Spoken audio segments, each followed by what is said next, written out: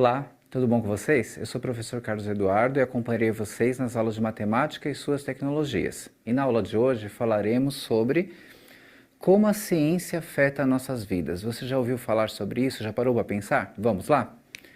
Então vamos falar um pouquinho agora sobre o impacto da ciência nas nossas vidas. O que você acha que tem no seu dia a dia que foi um grande impacto da ciência? Você já pensou sobre isso? Então, se você parar para pensar, por exemplo, sobre tudo que você tem no seu dia a dia, o seu celular, o seu computador, todos os aparelhos que você no dia a dia está usando que ajudam muito, né? Ou então você vai lá no médico e fez muitos exames, e aí saíram os resultados, ajudaram, né, no acompanhamento da sua saúde. E existem uma infinidade de áreas, né? Quando você observa aí o avanço, né, das construções, das edificações. Quanta pesquisa científica por trás de tudo isso até chegar a esse nível? Você já parou para pensar como as ciências, seja ela exata, humana ou biológicas, podem ajudar na nossa vida? Particularmente falaremos das ciências exatas da matemática, não? Verdade? Mas nesse caso, todas as ciências de todas as áreas são essenciais e está em tudo no nosso dia a dia. Quanta coisa que a gente nem percebe já está pronto e veio como fruto, né, de muita pesquisa, muita investigação. Falaremos um pouquinho sobre isso hoje. Então, pessoal, vamos então voltar a falar também sobre essa importância da ciência, o reconhecimento da ciência, o desenvolvimento científico, falando da Bia, né, a Bia Bolos. A Bia realmente se preocupa tanto, né, com o desenvolvimento científico. Isso é muito comum quando alguns empresários, às vezes, eles vão se desenvolvendo, vão crescendo, eles vão naturalmente querendo investir em algumas áreas. E eles investem, por exemplo, em alguns fundos que apoiam a ciência, como a Bia faz. E também a Bia, além de apoiar a ciência com esse fundo de desenvolvimento que ela criou, né, para a ciência, que ela destina uma parte, né, da sua receita para isso, mas também a Bia ela tem a própria área de pesquisa dentro da empresa, né? E aí nessa área de pesquisa, a Bia ela desenvolve vários projetos, vamos falar de um deles, uma dessas pesquisas que a Bia desenvolveu e que é essencial na sua empresa para a qualidade aí dos seus serviços, dos seus produtos. Vamos ver que pesquisa foi essa? Então nós temos aqui a área de pesquisa, né, que ela desenvolveu, buscando a excelência aí do seu trabalho, né? Ela fez uma pesquisa aí consultando mais uma vez, né, o seu cliente. Ela sempre trabalha na área de pesquisa, principalmente querendo entender e investigar e organizar as informações que vêm do seu cliente para poder sempre aperfeiçoar tudo que ela oferece. E aí a gente tem aqui a pesquisa, pessoal. Vejam aqui a pesquisa que o setor, a área de pesquisa da Bia desenvolveu. A Bia Bolos usou um questionário para solicitar aos clientes uma avaliação da qualidade dos seus produtos. Então, como que ela fez, né? Existem vários modelos, né? Então, o modelo aqui que foi usado foi uma escala, né, de excelente, ótimo, bom, médio e fraco. E aí o cliente poderia escolher uma dessas 5 opções e ele ia depois, né, deixar essa opção registrada para várias perguntas, várias opiniões que foram solicitadas, né, para esse cliente final. Só que observem aqui, né, como fica tudo misturado, né, quando você coloca os dados brutos de uma pesquisa, que são aqueles dados que não foram manipulados, você não organizou ainda, você não sintetizou, fica muito espalhado, né? Você não consegue chegar a uma conclusão rápida. Você até poderia chegar a uma conclusão, mas daria muito trabalho e todo esse tempo gasto, né, analisando muitos valores espalhados, não é o que vai otimizar o processo, não é o que vai ajudar a chegar a boas conclusões. Então, na estatística, né, nós temos muitos recursos que nos ajudam à organização de dados das pesquisas, né? Vamos falar então aqui como que foi feito nesse caso, ó. Observem aqui que foi feita uma tabela de distribuição de frequência, que eu vou mostrar agora na sequência para vocês. Nessa tabela de distribuição de frequência, as mesmas 5 opiniões ali coletadas, excelente, ótimo, bom, médio, fraco, né? Em vez de estar tudo espalhado ali com F, B, O, representando a inicial de cada resposta, você tem ali tudo bem organizado, aí tem a frequência absoluta. O que é a frequência absoluta? É a contagem que você faz de quantas pessoas deram aquela determinada resposta. Então, por exemplo, se você olhar ali na linha do excelente, 15 pessoas responderam excelente. Se você olhar ali na linha do ótimo, 12 pessoas. Bom, 11, médio, 7, fraco, 3. Não ficou bem melhor só você olhar as quantidades que é a frequência? Isso é uma tabela de distribuição de frequência sem intervalos de classes, né? Nós vamos falar sobre isso futuramente. Aqui é somente realmente a informação e a quantidade ao lado. Temos também ali a frequência relativa, né? O que é a frequência relativa? A frequência relativa facilmente pode ser levada depois para a forma percentual, que é muito usada. E como que você coleta essa frequência relativa? Se você olhar, por exemplo, excelente, 15 respostas. Se você dividir pelo total ali embaixo, que é 48, 15 por 48 vai dar aquele número que você está observando na frequência relativa da linha 1, 0,3125. Esse 0,3125, se você quiser passar para a porcentagem, é só fazer vezes 100, dá 31,25, mas também é muito usado assim na forma decimal, para representar ali a proporção que existe daquela resposta em relação ao total, tá?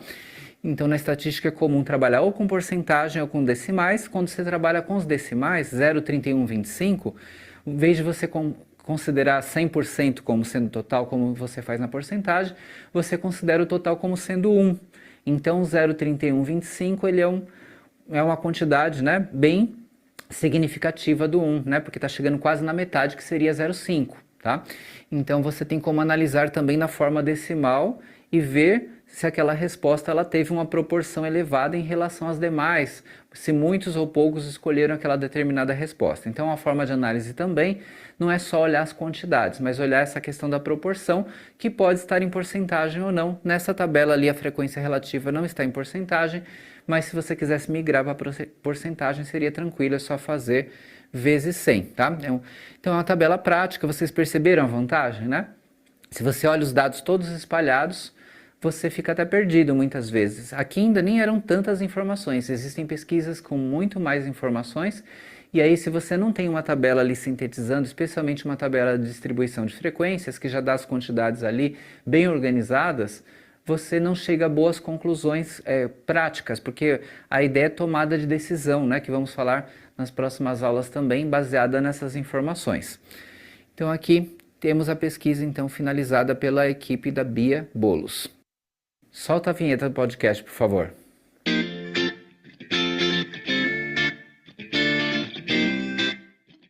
Então, pessoal, nesse podcast está bem interessante a ideia de você refletir sobre o impacto da ciência nas nossas vidas. Às vezes você despercebe, né? E você tem tudo aí que você está usando no seu dia a dia, que foram anos de pesquisa, anos de desenvolvimento. É importante você compreender isso e vocês vão refletir de uma maneira bem bacana nesse podcast. Olá, pessoal, tudo bom com vocês? Sejam bem-vindos ao seu canal Matemática em um Clique.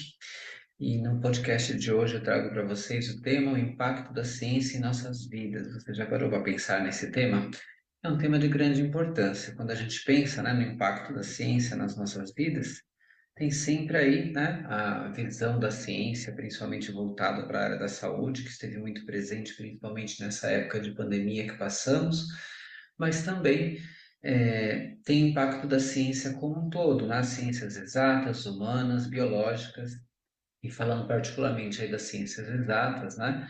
Elas estão principalmente por trás, né, de muitas novas tecnologias que estão relacionadas principalmente, né, com a área da tecnologia da informação, com programação, com diversas áreas que estão, né, com pano de fundo em várias tecnologias que usamos no dia a dia e não paramos para pensar.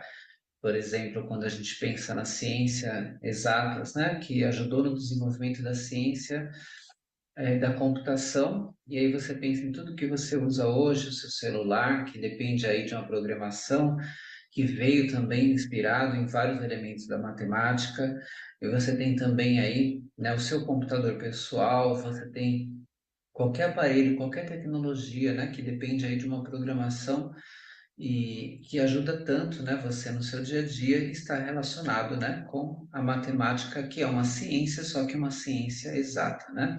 Mas a gente tem as ciências biológicas, humanas e exatas, né? Então, mas aqui particularmente no nosso canal, tratando das ciências exatas, trazendo aí também o impacto, né, nas nossas vidas, né? Como que seriam as nossas vidas sem os computadores, sem os celulares, sem os novos aparelhos que todo tempo a gente tem aí, né? Até mesmo aparelhos voltados, né, para a área de saúde, que fazem medições, né, da área de saúde, que as pessoas precisam, às vezes, para alguns controles de saúde em casa, né, também depende de toda uma programação, até a área, né, biológica, né, que tem tantas pesquisas em andamento e desenvolveu, inclusive, a vacina, que nos ajudou tanto recentemente. Ela também depende de vários aparelhos que estão relacionados a uma tecnologia avançada e que tem como pano de fundo sempre aí a programação, e essa programação ela depende aí, né, da fundamentação que é dada pela matemática. Então a gente tem também aí, pode-se dizer, uma conversa entre as ciências e uma ciência isolada em si mesma, à medida que ela ajuda a sociedade, ajuda a desenvolver as coisas, as próprias ciências se conversam entre si. Então, quem está trabalhando na área de ciências biológicas tem sempre elementos das ciências exatas, elementos das ciências humanas e vice-versa. Qualquer uma das ciências você precisa de elementos de outras ciências, as conversas entre as áreas é muito importante.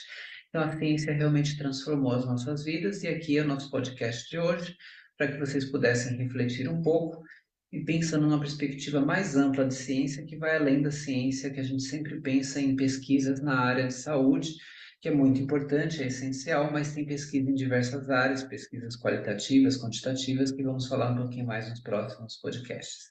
Forte abraço a todos e até a próxima. Então eu trago para vocês aqui a indicação que eu sempre deixo, né, para vocês complementarem os estudos, o Saiba Mais. Não deixem de consultar esses vídeos, são bem importantes, eles complementam as informações, eles ajudam vocês a ampliar as ideias, são vídeos práticos, resumidos, vocês vão gostar. E uma sugestão também é que vocês sempre assistam, né, anotando algumas coisas, né, porque você consegue fixar melhor a sua atenção e absorver mais informações desses vídeos, tá certo? Vamos então para a nossa frase de reflexão, a nossa frase final. É uma frase relacionada com o nosso tema, a importância da ciência nas nossas vidas, o impacto da ciência. Então a frase diz assim: a ciência é a responsável pelas novas descobertas, tanto na área da saúde, exatas como humanas. Mas no nosso dia a dia notamos principalmente pelo desenvolvimento das novas tecnologias. Ótimos estudos a todos e até a próxima.